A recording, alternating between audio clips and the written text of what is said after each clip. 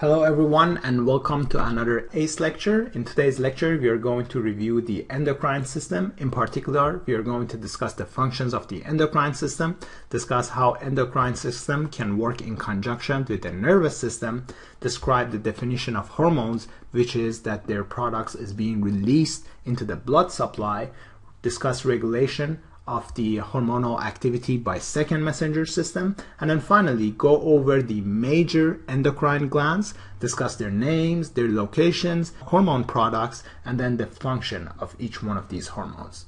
All right.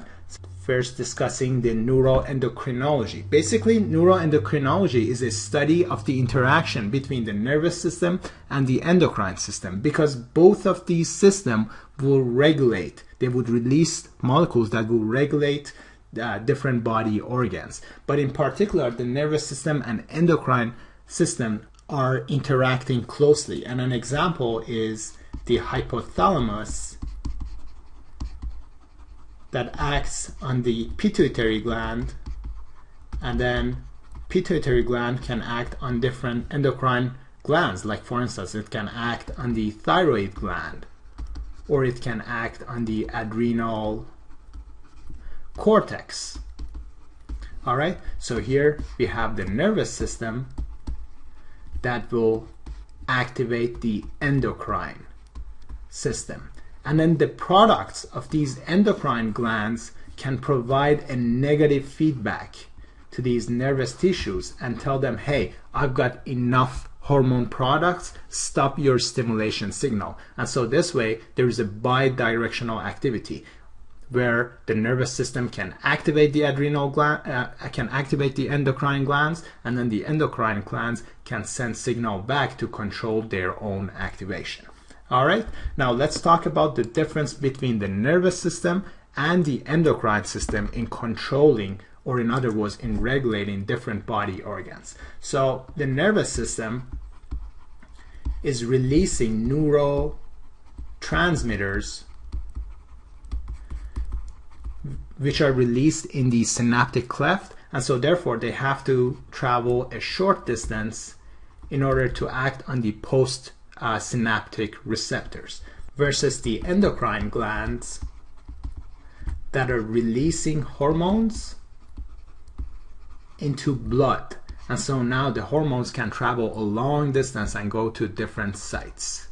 One example is, for instance, insulin that is being secreted by pancreas. It's being released into blood, and now it can travel all the way to different muscles and adipose tissues to tell them, hey, we got too much sugar in our blood, absorb some of this glucose so that the blood sugar can go down. So that's one main difference between hormones and neurotransmitters. Now, the effects that hormones can induce include, for instance, change in the level of protein synthesis, or change in the level of enzymatic activity.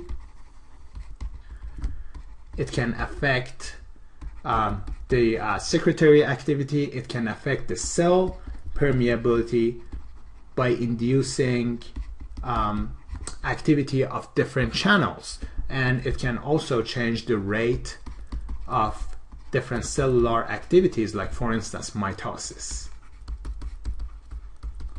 All right, so here I have a table that summarizes the difference between the nervous system and the endocrine system. So both of these systems release mediator molecules. Nervous system is releasing neurotransmitters into the synaptic cleft that are acting on postsynaptic membrane. So there is only a short distance that is being traveled by neurotransmitters, versus the endocrine system that releases hormones in blood, and they can travel a long distance until they reach their destination.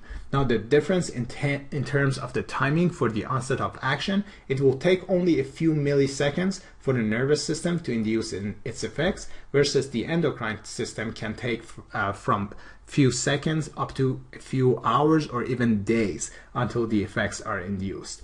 And then these responses of the hormones is always involuntary, versus the nervous system, it could be inducing either voluntary or involuntary responses. Now regarding the duration of action, nervous system duration of action is very short, because it all depends on the lifespan of the neurotransmitter in the synaptic cleft, versus with the endocrine system, the lifespan of hormones is a little longer, and so it can induce a long-term effects. Now, the next topic I would like to discuss is the difference between exocrine and endocrine glands. So you might have heard that sometimes we are referring to exocrine cells and sometimes we are referring to endocrine cells, but what is the difference between these two cells? And a good example is pancreas, which has both exocrine cells and endocrine cells. So the difference is that the exocrine cells are releasing their products into ducts. And one example is, like, for instance, pancreatic lipase that releases its products into pancreatic duct, and these lipase will end up in the duodenum in order to digest fat. Versus the endocrine cells, they release their hormones into blood circulation. So that's the difference between exocrine and endocrine glands. Now, speaking of different hormones, let's talk about the different type of hormones that are out there. So we can have different type of hormones, and these include, for instance, hormones that are amines, hormones that are polypeptides, hormones that are glycoproteins, and finally hormones that are steroids.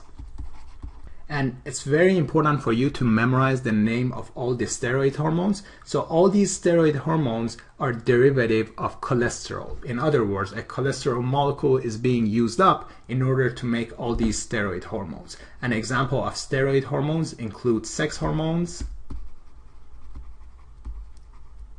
such as testosterone, estrogen, and progesterone. Versus other example of steroid hormones include corticosteroids, and another example is aldosterone. Alright, so keep in mind, examples of steroid hormones is sex hormones, corticosteroid, and aldosterone, all of which have derived from cholesterol. Now, examples of glycoproteins include, for instance, follicular stimulating hormone, luteinizing hormone, or thyroid stimulating hormone. Then we have polypeptides such as insulin and glucagon, which are released by the pancreas. And then the last example of hormones that we have are amines, like, for instance, adrenaline, or the other name for which is epinephrine, and noradrenaline, or the other name for which is norepinephrine. Now, that's classifying hormones based on their composition. But then there is another way of classifying hormones, and that actually tells us how those hormones are acting. And that is, do they fall under the category of being lipophilic, or are they falling under the category of being hydrophilic?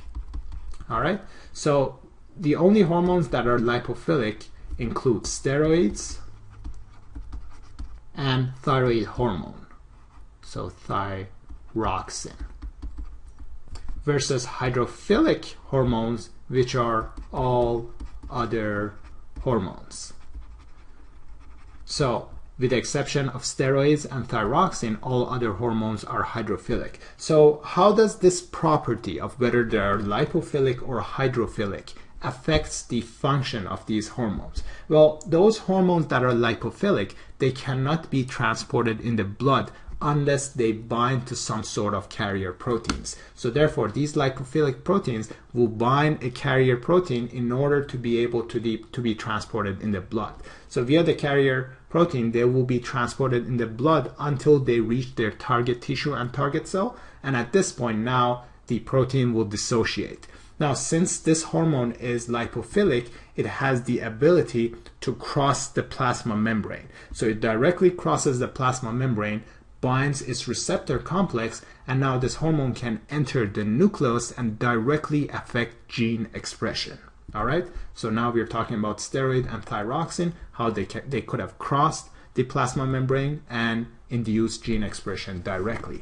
Versus hydrophilic hormones, they can be transported in the blood, but then the problem is that they cannot cross the plasma membrane. So how they work is that they will act on a G protein. So all the hydrophilic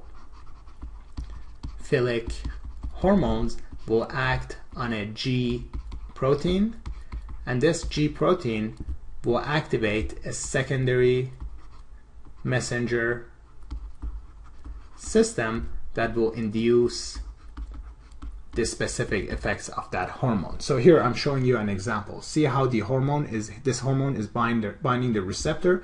It activates the G protein, which acts on the phospholipase C. Now phospholipase C induces production of inositol triphosphate, and then inositol triphosphate acts on the endoplasmic reticulum to release calcium. Another example is this hormone here binding to the receptor. G protein induces activation of adenylate cyclase, and adenylate cyclase induces conversion of ATP into cyclic AMP. Cyclic AMP will activate protein kinase, and now this protein kinase will phosphorylate different proteins in order to change their enzymatic activity. So both of these systems are an example of a hydrophilic hormone which cannot cross the plasma membrane, but with the help of G protein they activate a secondary messenger system that will induce their effects. Alright, next let's discuss the integration of the endocrine system with the nervous system. So we've already touched on this topic, describing how the nervous system can regulate the endocrine system, and that the products of this endocrine system will provide negative feedback in order to prevent too much stimulation. So here in this example, hypothalamus releases thyroid releasing hormone. Thyroid releasing hormone acts on the anterior pituitary gland to induce secretion of thyroid stimulating hormone, and then TSH induces release of T3 and T4. But then release of T3 and T4 will send a signal to both of these nervous tissues in order to decrease secretion of TRH and TSH. And so this is a negative feedback regulation. Another example is again hypothalamus and the pituitary gland acting on gonadal cells. So here you can see that the hypothalamus is releasing gonadotropin releasing hormone that acts on the anterior pituitary gland. Anterior pituitary gland releases luteinizing hormone that acts on Leydig cells. Now the product of Leydig cells, which is testosterone, will send a negative signal to both hypothalamus and anterior pituitary to stop their further stimulation. Same thing happens with release of FSH that acts on Sertoli cells, and their product, which is inhibin, send a signal to say, hey, I've got enough stimulation, that's enough, my product is being released. So that's actually an interplay or interaction between the nervous system and the endocrine system. They can both control each other. Now, with all that background, let's move on to discussing different endocrine glands and their products. So far we've been discussing a lot about hypothalamus. So let's start with hypothalamus. Basically, hypo means under. So hypothalamus is part of the brain that is located under the thalamus. And then the functions of hypothalamus is, for instance, to regulate body temperature,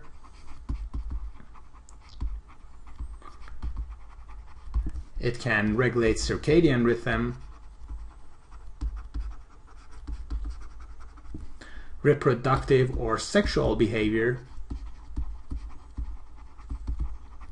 It can affect hunger, sensation, it can affect feeling of satiety, and then it can also induce emotional responses.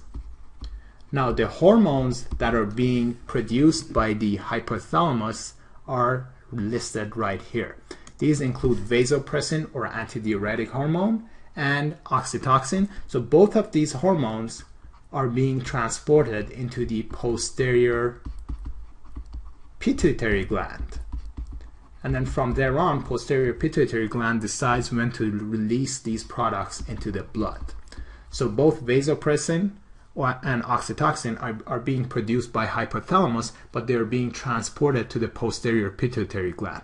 So let's start with discussing the vasopressin or antidiuretic hormone. So it's actually the same hormone, it's just having two different names, and the function of this hormone is to incorporate aquaporins, which are water channels, in the collecting ducts of the renal tubules. And so this way, by incorporating these water channels, it will increase reabsorption of water from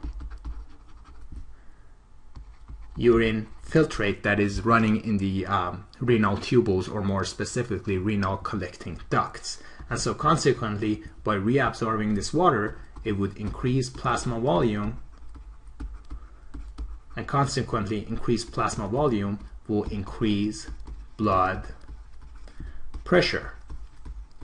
Now, what happens if there is a damage to hypothalamus or the posterior pituitary gland, as a consequence of which there won't be any more vasopressin or antidiuretic hormone secretion? Under these circumstances, there won't be any more incorporation of aquaporin channels, so the urine will be so dilute, their kidneys will not concentrate the urine. And so under these circumstances, there would be dilute urine, and the patient will have to urinate frequently. There would be excess urination because the body can no longer concentrate urine, as a consequence of which there would be too much loss of the water in these patients. And this condition is referred to as diabetes insipidus. Okay? Now, let me ask you a question. What's the difference between diabetes insipidus and diabetes mellitus? So, basically, diabetes mellitus is either from insensitivity to insulin or from lack of insulin secretion. In those patients, there is too much glucose in the blood, as a consequence of which there would be too much glucose that will enter the urine filtrate. And so because of too much osmolarity of filtrate, the kidneys cannot concentrate those urine, as a consequence of which those patients will urinate a lot. But there is a difference in their mechanism. Diabetes insipidus is due to decreased secretion of vasopressin or antidiuretic hormone, while diabetes mellitus is from either insensitivity to insulin or decreased secretion of insulin that leads to excess urination due to the presence of too much glucose in the blood that induces high osmolarity. All right, so that was one difference I thought I should mention here so that there won't be any confusion between these two conditions. And if you want the name, it's diabetes mellitus, which could be either from decreased secretion of insulin, like for instance type 1 diabetes, or from insensitivity to insulin, like type 2 diabetes mellitus. All right, the next hormone I would like to discuss is called oxytocin. And the function of oxytocin is to induce secretion of milk.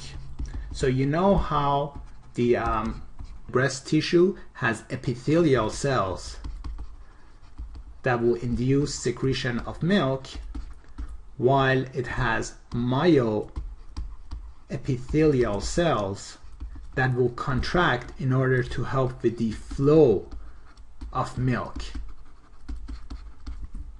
All right, so the function of oxytocin is to act on these myoepithelial cells in order to help with the flow of milk and secrete milk out into the nipples. The next hormone that we have is called gonadotropin releasing hormone. So the rest that I'm having here are pretty straightforward because the name implies what's the job of each one of these hormones. The first one is called gonadotropin releasing hormone, which acts on FSH, or follicular stimulating hormone, and it also induces secretion of LH, luteinizing hormone. The next one is thyroid stimulating hormone that induces secretion of TSH. Then we had growth hormone releasing hormone that induces secretion of growth hormone. And then finally we have corticotropin releasing hormone that induces secretion of adrenocorticotropic hormone. So these are all the hormones that are being released by the anterior pituitary gland. And so basically the hypothalamus secretes hormone that induces secretions from the anterior pituitary gland. And then finally we have somatostatin, which inhibits release of growth hormone. So somatostatin, it inhibits release of growth hormone. All right, so far we've discussed how hypothalamus is working so closely with the pituitary gland. So next I would like to discuss the pituitary gland. So pituitary gland, or hypophysis, is actually a gland that is consisted of two lobes. The anterior lobe, the other name for which is adenohypophysis, and the posterior pituitary gland, the other name for which is neurohypophysis. Now, you might have noticed that hypothalamus produces vasopressin and oxytocin, but these are being released by the posterior pituitary gland. And so how this mechanism works is that hypothalamus is actually connected to the posterior pituitary gland by a hypophyseal tract.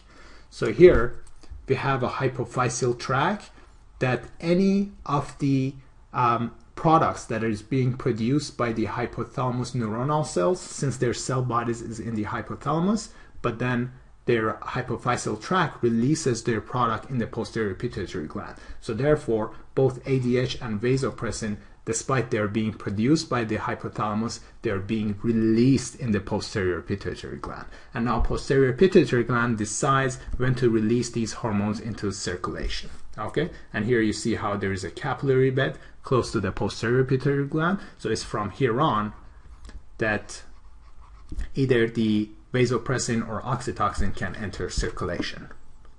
So let's go back right here. So we've already discussed the function of these hormones, but these hormones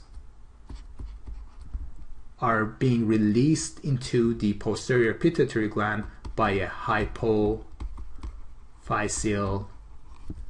tract. So hypophyseal tract, let me show it a different way. So hypophyseal tract allows product of hypothalamus to enter the posterior pituitary gland. And so once again, what is the hypophyseal tract? Basically, this is a neuronal fibers that have their cell bodies located in the hypothalamus, but their products are being released into the posterior pituitary gland. All right, so we've already discussed the functions of oxytocin and ADH, so I'm not going to go over that again. Let's move on to the anterior pituitary gland. So before I go over all these hormones, let me show you the memory aid that I have, which I find it very helpful for remembering which hormones are being produced and secreted by the anterior pituitary gland. So once you use an H&E stain on the anterior pituitary gland, you notice that there is two different patterns of staining. Some cells stain red, and those cells are being called acidophilic. So here we have acidophilic cells. And then some cells are staining blue, the other name for which are basophilic cells. So the way you can memorize it is that B flat. So the basophilic cells are releasing the follicular stimulating hormone, luteinizing hormone, ACTH, and thyroid stimulating hormone. Versus the acidophilic cells, the memory aid for which is ASP. So acidophilic cells are releasing somatotropin, or growth hormone, and prolactin, which acts on the breast tissues in order to induce production of milk. So prolactin induces production of milk versus oxytocin that was inducing secretion of milk. Okay, now let's go over the function of the hormones that are being produced by the basophilic cells. So these hormones include follicular stimulating hormone. This hormone acts on Graafian follicles in order to induce secretion of estrogen. We have luteinizing hormone that will induce ovulation. We have ACTH that acts on adrenal cortex to induce secretions of, so let me erase here for you. Erase right here. To induce secretion of cortisol, secretion of sex hormone or androgen, and secretion of aldosterone. And then finally, we have thyroid stimulating hormone that acts on the thyroid gland to induce secretion of thyroid hormones like T3 and T4. All right, so now with that memory aid I've given you, it should be really easy to go over the products of the anterior pituitary gland. So number one, we have acidophilic cells. What was the memory aid? It was ASP. So acidophilic cells release somatotropin or growth hormone, which induces growth of the muscle, bone, and other tissues. And it also induces secretion of prolactin, which stimulates production of milk in the mammary glands.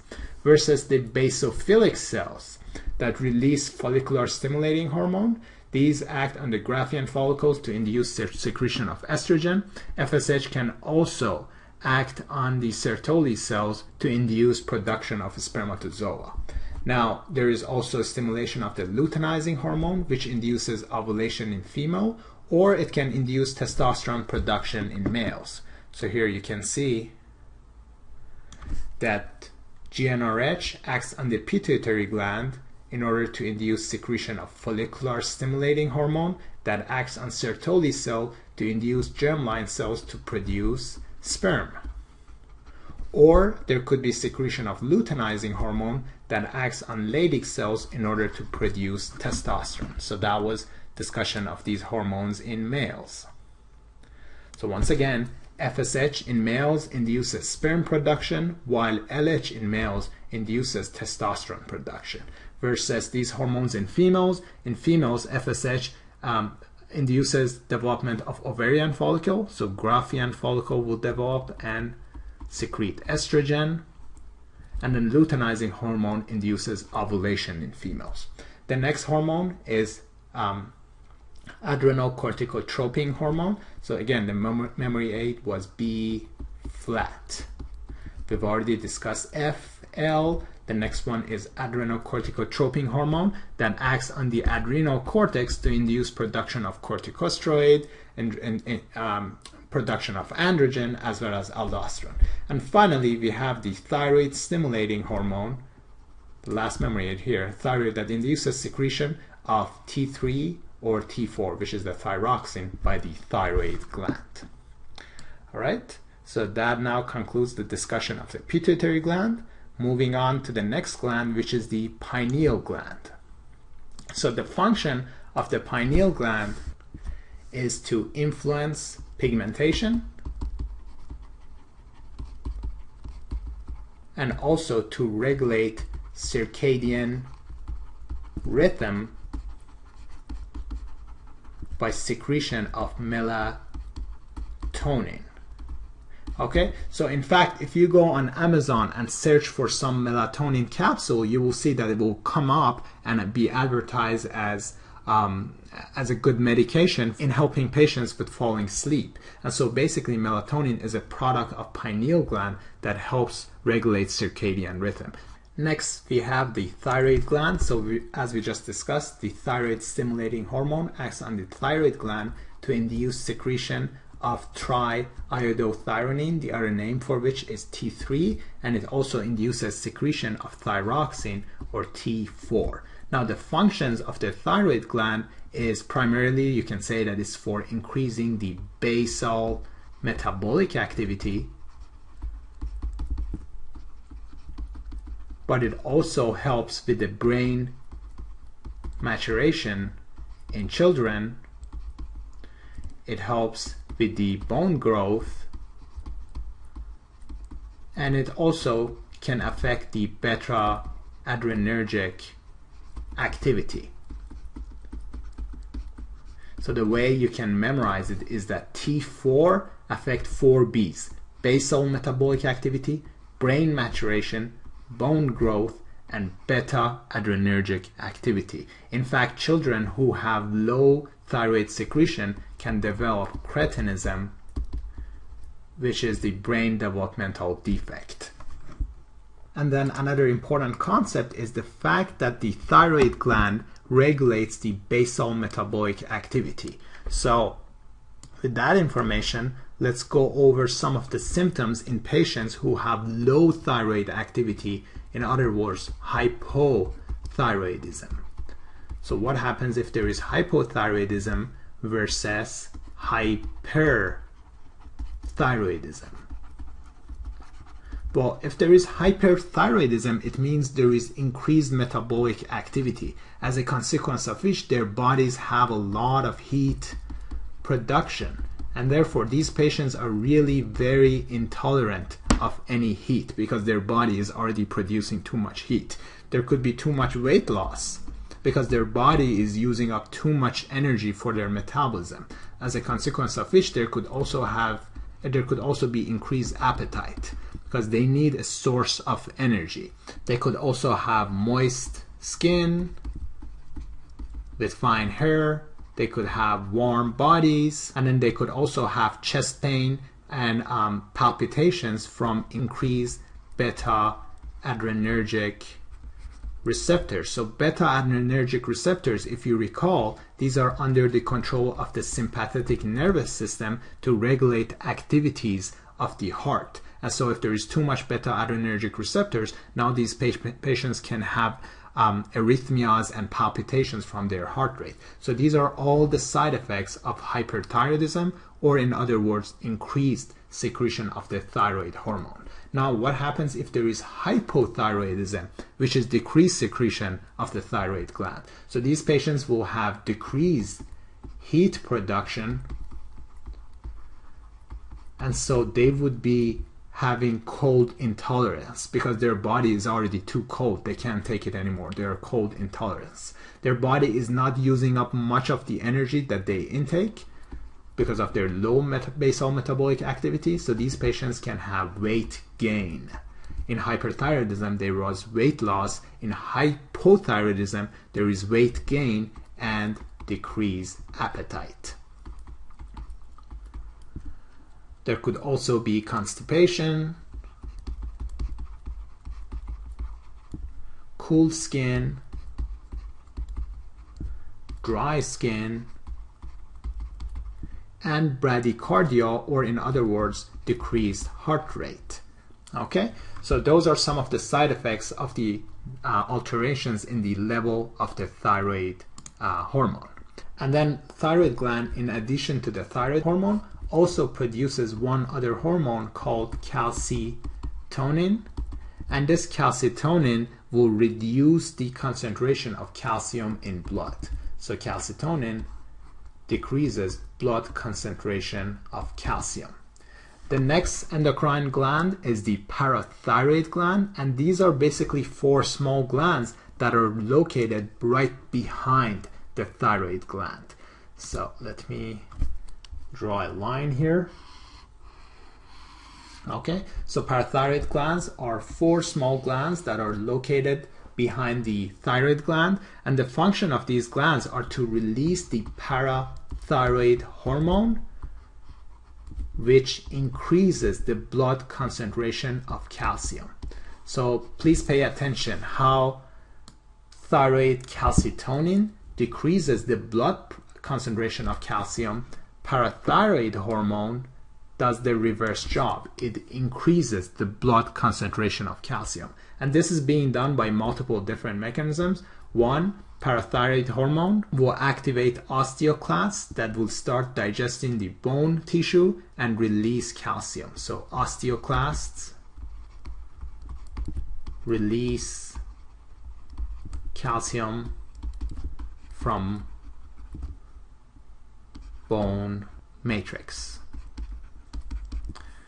Then there would be also increased calcium reabsorption in kidneys. And then finally, this hormone activates vitamin D to enhance absorption of calcium, increase calcium absorption. So again, parathyroid hormone, its function is to increase calcium absorption, and this is being done by 3 different mechanisms. Activation of osteoclast, which will start to dissolve the calcium phosphate that is present in the bone matrix via increased calcium reabsorption by the kidneys, and via activation of vitamin D that enhances absorption of calcium. Now, one other function of PTH is decreased blood concentration of PO4. The next endocrine gland is the thymus, and thymus is actually one of the primary lymphoid organs, and its function is to release thymosin, so thymosin, in order to induce maturation of T lymphocytes. So if you recall, the primary lymphoid organs were the bone marrow and thymus. So bone marrow produces T lymphocytes and B lymphocytes. B lymphocytes remain in the bone marrow until they mature, while T lymphocytes will leave the bone marrow. They would go into the thymus and they would mature there. So the way I memorize it is that T lymphocytes go to the thymus in order to mature there. Now, what was the difference between primary lymphoid organs and secondary lymphoid organs? Well, in primary lymphoid organs, lymphocytes are not yet exposed to antigen. So neither in thymus or bone marrow, these lymphocytes are not exposed to any antigen. But then in the secondary lymphoid organs, like for instance in the lymph nodes, in the spleen, in the tonsils, that's the time that these lymphocytes are getting exposed to antigen. Then moving on to the next endocrine gland, which is the adrenal gland. So the adrenal gland, where is it located? Basically, it's situated right above the kidney, and it's divided into 2 portions: the inner portion, which is called medulla, and the outer portion, which is called cortex. So here you can see that we have the adrenal gland that is located right on top of the kidney. It has the inner portion that is called adrenal medulla, and the outer portion that is called adrenal cortex. So first, let's go over the products of the adrenal cortex, and after that we will review the products of the adrenal medulla. So starting with adrenal cortex. So adrenal cortex, there would be ACTH that is secreted from the pituitary gland to act on the adrenal cortex in order to induce secretion of 1 glucocorticoid, which helps maintain glucose balance. In fact, it stimulates gluconeogenesis, in other words, production of glucose, and promote conversion of fat and protein into glucose. So therefore, glucocorticoids increases blood concentration of glucose. The second hormone is aldosterone. And aldosterone is basically a mineralocorticoid that stimulates reabsorption of sodium but secretion of potassium in the kidneys. So therefore, since there will be reabsorption of sodium, there will be increased blood concentration of sodium, but then there is secretion of potassium, so there would be decreased blood concentration of potassium. Now, since sodium is being absorbed in the renal tubules, consequently water will follow, and so therefore aldosterone secretion will increase plasma volume. And then finally, adrenal cortex also produces androgen, which is a male sex hormone. Okay, so that was discussion of the adrenal cortex. Here we have the adrenal cortex producing all these products. The outermost layer, or zona granulosa, is producing aldosterone. Then zona vasculata induces production of cortisol. And then finally, zona reticularis induces production of sex hormone. The memory aid is that as you go deeper, the hormones become sweeter. First, we have a hormone that is acting on salts. because it induces reabsorption of sodium. Then we have a hormone that induces production of glucose. So see, it's getting sweeter and sweeter. And then finally, there is a sex hormone, and that would be the sweetest of all. So salts goes to glucose, go to sex hormone. That's one way to memorize. As you go deeper, the hormones are becoming sweeter. All right? And then finally, we have the adrenal medulla. So I'm going to erase all this in order to discuss the adrenal medulla. All right, so the next section is hormones that are being produced by adrenal medulla. So basically, adrenal medulla receives signals from the sympathetic nervous system in order to induce secretion of adrenaline or epinephrine and noradrenaline or norepinephrine. And these hormones induce a fight or flight response. It's basically the SNS system that is being activated. And what we mean by fight or flight response is that the body feels that it's under stress. So under these situations, the body heart rate increases, blood pressure increases, bronchioles dilate in order to allow more oxygen inhalation, blood sugar rises. So there will be changes because now you're ready for a type of stress. Whether you're being attacked or whether it's right before your exam, your body is ready for anything that is there. You're ready either to fight or you're ready to run away in flight. So that's the fight or flight response. Okay, so that concludes the adrenal gland. So again, we had the adrenal cortex, we discussed that, and we have adrenal medulla that is being activated by the sympathetic nervous system. Next, we have kidneys. So we are, of course, not going over the function of kidneys here. There is a separate video, the excretory system, that we discuss extensively different functions of kidneys. Here in this video, we are only focusing on kidney as an endocrine gland. So what hormones are actually being secreted by kidneys? So hormones that are being secreted by kidneys include, number one, it secretes renin, which leads to activation of angiotensin. And then angiotensin can act on other hormone, like for instance aldosterone, in order to increase the blood plasma volume or directly cause vasoconstriction of blood vessels in order to increase blood pressure. So this one increases plasma volume, which itself also increases blood pressure. And then the next hormone that is being produced by the kidneys is erythropoietin, which is a peptide hormone that will induce production of red blood cells. And then finally, kidneys are involved in conversion of vitamin D into its active form, and so enhance absorption of calcium. The next endocrine gland is the pancreas. So in a separate video, we've already discussed the functions of the exocrine cells, all the enzymes that are being secreted, including, for instance, trypsinogen, chymotrypsinogen, deoxyribonuclease, ribonuclease, amylase, lipase, and so on. So we've already discussed how these hormones are inactive or in the form of zymogen.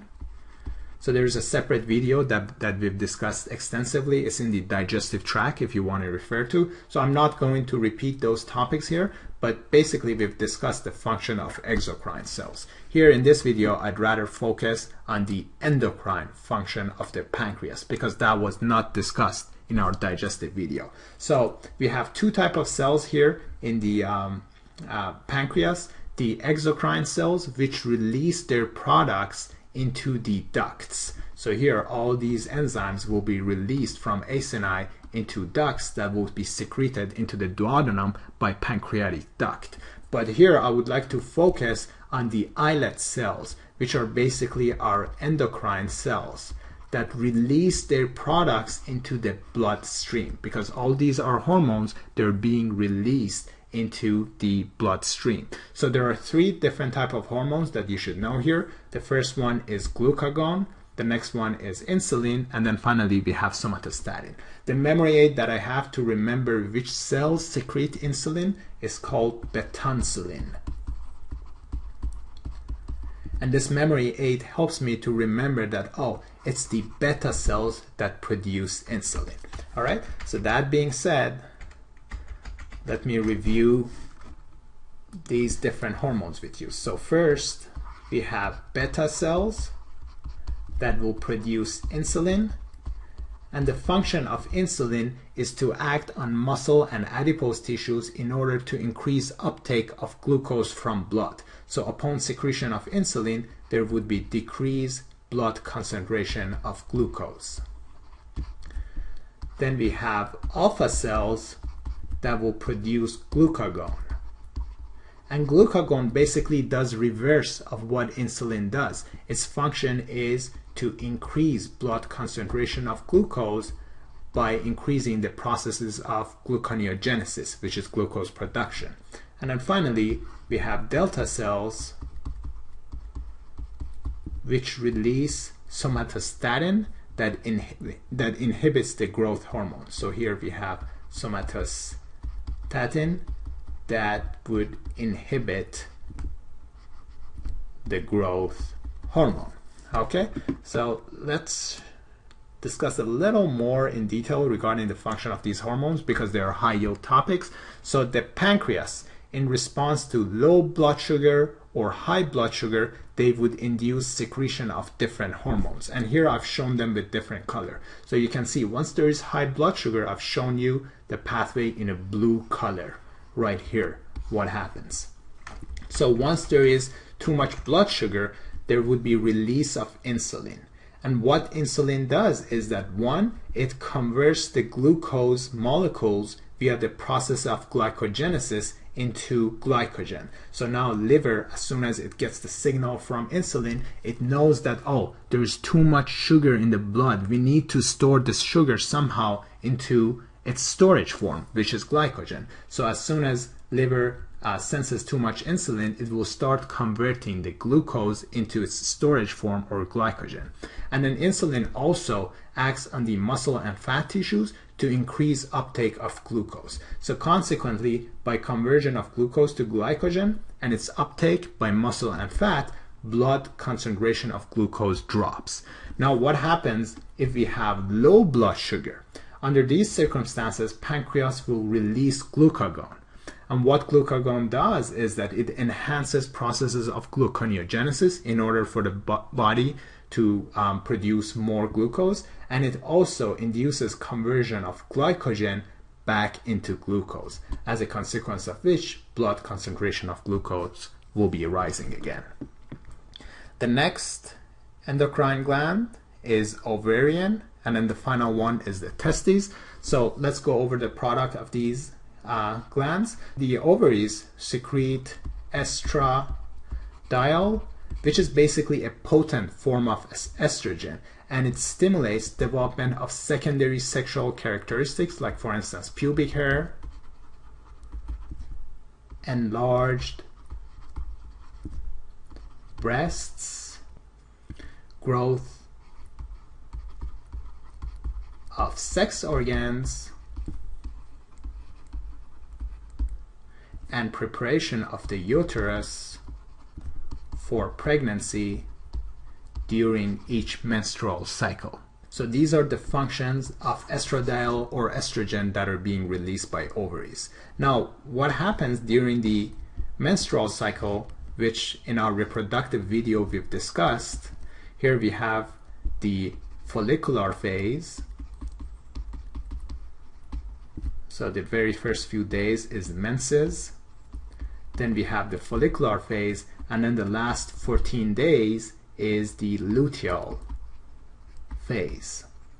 So during the follicular phase, during the menses period, the uterine wall is falling, and so that's why there would be bleeding. During the follicular phase, the follicles are growing and maturing, and then during the luteal phase, the endometrium is preparing for potential pregnancy. So the type of hormone changes that you see here is that there would be a surge of estrogen, there would be a drop, and then because at this stage progesterone rises, there would be again a surge of estrogen. If there is no fertilization, then estrogen levels drop. And then regarding the progesterone, there won't be any secretion of progesterone until the luteal phase. So at this stage, now since the egg is released and the follicle, the remnant of the follicle is now a corpus luteum, corpus luteum will start to produce progesterone. And if there is no fertilization towards the end of the cycle, progesterone also drops.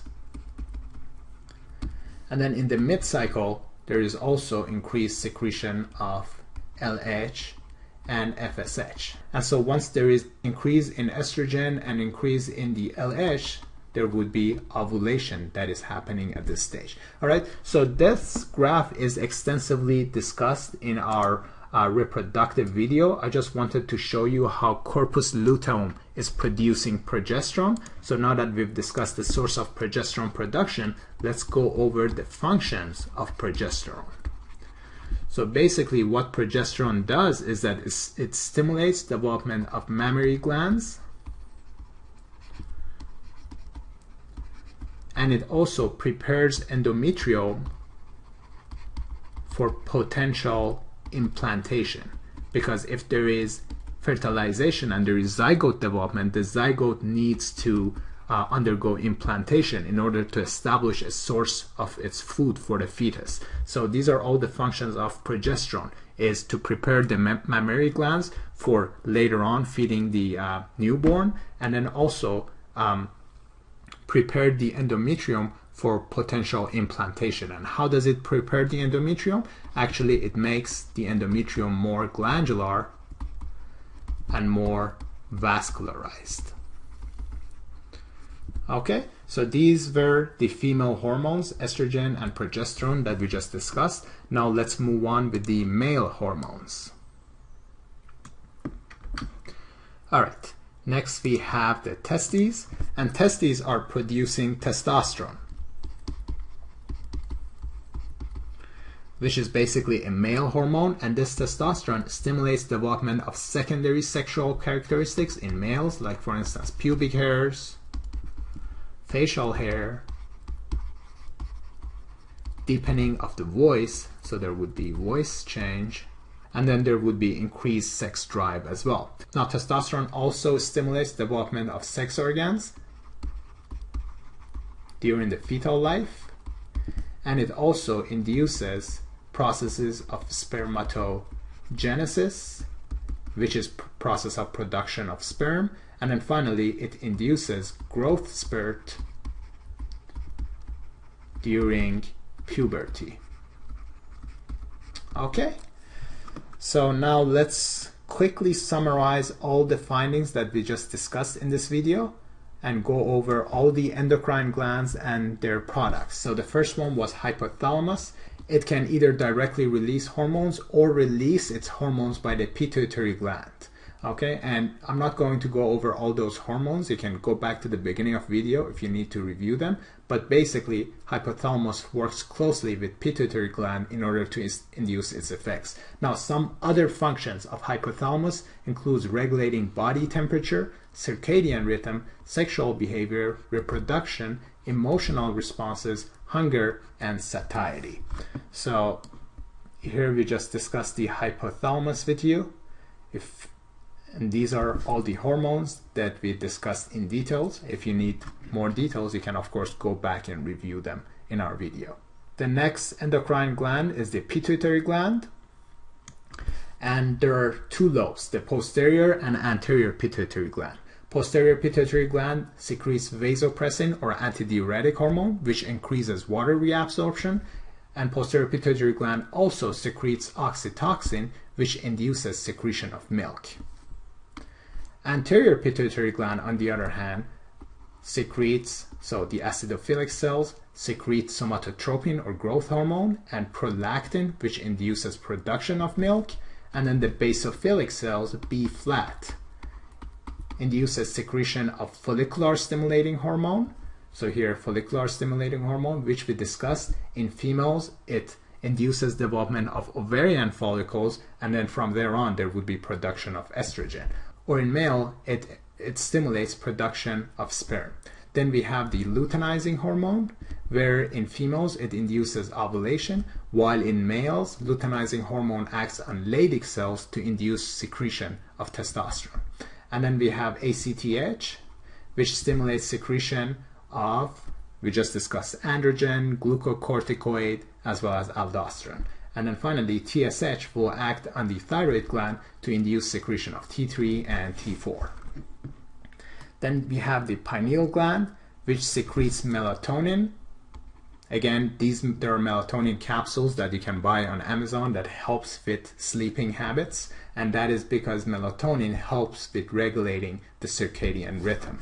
Next, we have the thyroid gland that induces secretion of T3 and T4. We just discussed it affects the basal metabolic activity. It helps with the bone growth, brain development, as well as beta adrenergic activity. In addition, thyroid gland secretes calcitonin, which reduces blood concentration of calcium. Parathyroid gland, on the other hand, secretes parathyroid hormone that increases blood concentration of calcium but decreases blood concentration of phosphate.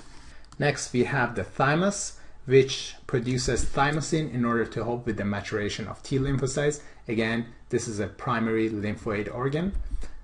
Next, we have the adrenal gland, and adrenal gland is divided into two parts. The adrenal cortex that produces corticosteroids, aldosterone, and sex hormones, and adrenal medulla that produces adrenaline or noradrenaline. And these are for stimulating the fight or flight response. So fight or flight response. Next, we have the kidneys that secretes renin. Renin is required for activation of renin-angiotensin-aldosterone system, as a consequence of which there would be increased blood volume and blood pressure due to vasoconstriction. Kidney also releases erythropoietin for production of red blood cells, and then it induces activation of vitamin D for increased calcium absorption. Then we have pancreas, which produces insulin, glucagon, and somatostatin. The function of insulin is to decrease blood concentration of glucose, while the function of glucagon is to increase blood concentration of glucose. And then pancreas also secretes somatostatin to inhibit growth hormone. So these are only the endocrine cells that we are discussing here. If you would like to review the products of the exocrine cells in pancreas, please refer to our digestive tract video. Okay, and then finally we have ovaries and testes. Ovaries produce estrogen, which is required for development of secondary sexual characteristic, development of sex organs at puberty, and preparation of uterus for pregnancy. On the other hand, progesterone, which is secreted by corpus luteum following ovulation, is required for development of mammary glands and also prepares the endometrium for potential pregnancy and implantation. The testes, we have discussed this last. It produces testosterone, which stimulates development of secondary sexual characteristics, deepening of the voice, development of sex organs. It helps with the spermatogenesis process as well as growth spurt at puberty. All right, so here is an image that shows the location of every one of these glands. So hypothalamus is located right under thalamus, is shown in red. We have the pineal gland right there, and then the pituitary gland. So these three are nervous tissues. Then we have the thyroid, and right behind the thyroid we have the parathyroid glands. Next we have the thymus, which was the site of T lymphocyte maturation. We have the kidneys. On top of the kidneys we have adrenal glands. Here we have the pancreas on the left side of the body, and then finally we have gonads, which are ovaries in females and testes in males. Alright, next I would like to go over some of the questions that I didn't discuss in my video, and that is, what is the difference between autocrine regulator and paracrine regulator? So we discussed what are endocrine regulators. Those are actually products that are being released into blood, But then what are paracrine regulators and what are autocrine regulators? So basically, paracrine regulators, these are local hormones that act on neighboring cells.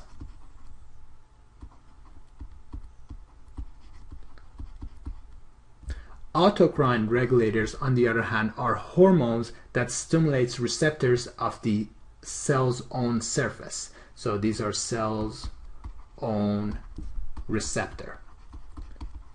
So if you have a cell that releases a hormone and then the hormone will act on its own receptors, this is an example of autocrine regulator. On the other hand, if it releases hormone that acts on a neighboring cell, that's an example of a paracrine regulator. And then if it releases the hormone in the blood that goes all the way to a distant site to induce its effects, that would be an example of an endocrine regulator. The next question is, what are pheromones? These are actually chemicals that are secreted in the environment to help with the communication. It's mostly used actually in insects for their sexual behavior. And so basically pheromones help change behavior of other individuals in the same species. What is the difference between male sex hormones, testosterone, and adrenal androgen? So basically this question is asking, what's the difference between testosterone and androgen? So basically testosterone is being secreted by the testes and is very active. Androgen, on the other hand, has only a small activity compared to the testosterone. And so adrenal androgen is being secreted by the adrenal gland. So this one has a small activity. Next, I would like to go over some practice questions, and then that would conclude the discussion of our video here. Which of the following choices correctly distinguishes between exocrine and endocrine cells of the pancreas? The next question is, which of the following hormones are derived from cholesterol? Basically, it's asking you which of these is a steroid hormone. Next, secretion of which of the following hormones increases upon prolonged periods of water deprivation? Which of the following changes are likely to be seen after secretion of parathyroid hormone? So which of the following changes, I should say, in blood? And then finally, which of the following changes are likely to be observed upon excess secretion of aldosterone? Again, which of the following changes in blood? Okay, so if you need more time to answer any one of these questions, just go ahead, by all means. You can pause the video. Otherwise, I'm ready to move on. Okay, so which of the following choices correctly distinguishes between exocrine and endocrine cells of the pancreas? Endocrine cells induce activation of exocrine zymogen. That's not true. If you refer to our digestive tract video, you will see that these zymogens are being activated by other enzymes. Okay, so that's not correct. And if you want me to quickly review that with you, we had trypsinogen, chymotrypsinogen, and then we had lipase, amylase, deoxyribonuclease, and ribonuclease. Now, trypsinogen and chymotrypsinogen were being activated by enterokinase, which is an enzyme that is inside the digestive tract, in the intestine, in the small intestine. So upon activation of these hormones by the enterokinase, now trypsin can act on other enzymes and activate them. And one memory aid that I have here for you is called N3. So enterokinase activates trypsin and chymotrypsin. Okay, and once trypsin is activated, trypsin can activate other enzymes. So anyway, going back to our question here, endocrine cells induce activation of endocrine zymogens. That's not correct. It's other enzymes that activate exocrine zymogens. Only secretion of endocrine cells is affected by food intake. That's not true. We know, for instance, that secretion of lipase or amylase is also increasing from food intake. So is secretion of trypsinogen and chymotrypsinogen. Because what do these hormones do? trypsinogen and chymotrypsinogen are proteolytic enzymes. They would break down proteins. Lipase will break down lipid, and then amylase will break down carbohydrates. So therefore, secretion of all these enzymes, which are from exocrine glands, increase. So only secretion of endocrine cells is affected by food intake? That's incorrect. And the next question is, exocrine cells are found in the pancreatic islets? No. In the pancreatic islets, you find the endocrine cells. So let me show you here. So in the acini, that's where you find the exocrine cells, while in islets, which is shown right here, that's where you are finding the endocrine cells. So choice C is also incorrect. And then finally, exocrine cells release their products into ducts. That's correct. While endocrine cells release their products into the bloodstream. That's correct. And so choice D is the correct answer. All right, the next question asks, which of the following hormones are derived from cholesterol? So basically it's asking which of these hormones are steroid hormones. And if you recall, steroid hormones were including sex hormones like testosterone, estrogen, and progesterone. It included aldosterone, and it included corticosteroids. Okay, so of all the choices that is listed here, this one, testosterone, is the only steroid. So this hormone is derived from steroid. All right, next question is asking, secretion of which of the following hormones increases upon prolonged periods of water deprivation? So antidiuretic hormone or vasopressin is the hormone that will be secreted. This one will incorporate aquaporin channels inside the collecting ducts of the renal tubules, as a consequence of which there would be increased water reabsorption from urine. And so this way it will help with preserving blood. Now I'd like to mention that aldosterone, this hormone is also very important by maintaining blood pressure. This one increases sodium reabsorption, and water follows sodium. So basically this one is mainly for regulating blood pressure and blood volume, versus vasopressin, it's specifically for absorption of water. It's not a combination of salt and water, it's just absorption of water. All right, next question is, which of the following changes is likely to be seen after secretion of parathyroid hormone? So we just discussed that parathyroid hormone increases blood concentration of calcium and decreases blood concentration of phosphate. So let's see, there would be increased calcium and decreased phosphate. So choice A would be the correct answer. And then the final question is, which of the following changes are likely to be observed upon excess secretion of aldosterone? So we just discussed that aldosterone in the renal tubules increases reabsorption of sodium. Water follows sodium, as a consequence of which there would be increased blood volume, and consequently there would be increased blood pressure. And then the other function of aldosterone was to increase secretion of potassium into renal tubules, as a consequence of which blood concentration of potassium drops. So these are some of the changes that we expect. Increased sodium concentration, that causes high blood pressure or hypertension. So far we have B and D choices that are correct. And then low potassium or hypokalemia is the other term for it. Therefore, choice B is the correct answer. There is hypertension from elevated sodium and increased water content of the blood, and hypokalemia from decreased potassium.